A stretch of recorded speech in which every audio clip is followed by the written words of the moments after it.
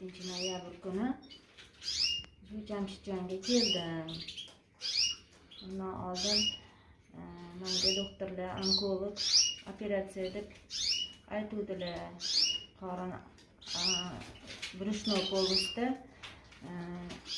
shu ish bor, ozgina suyuqlikmi, bir narsa yig'ilgan deb aytuvdilar.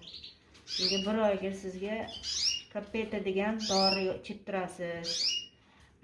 Veshperon degan dori ichib turasiz, Sido haydaydigan deydilar.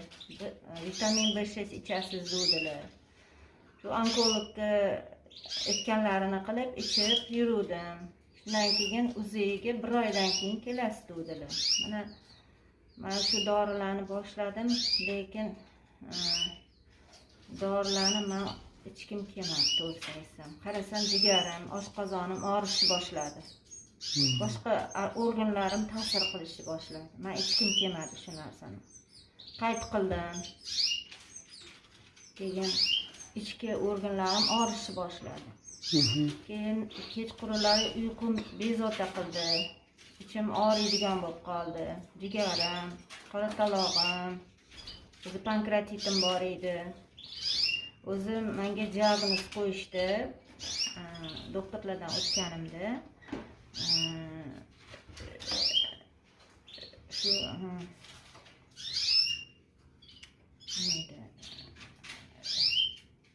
kalitim bor.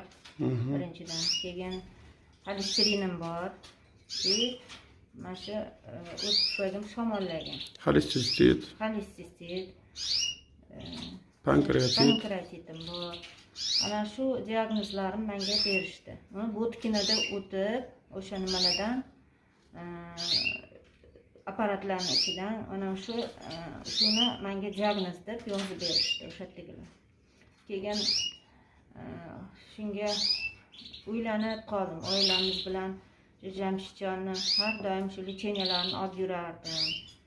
Shu nima sababdan bo'lganini bilmayman. Shu koronavirus bo'ldi 19-yili. Ana shunda lecheniya olib yurgan paytlarim edi. Unda boshga, ko'zim, nerv anaqa atroflarim shamollagan edi. Ko'zim xiralashib ketuvdi. Shunga keluvdim men lecheniyaga.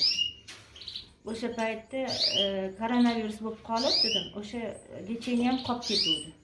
To'g'risi. Keyin o'sha paytda ham ishlab yuruvdim.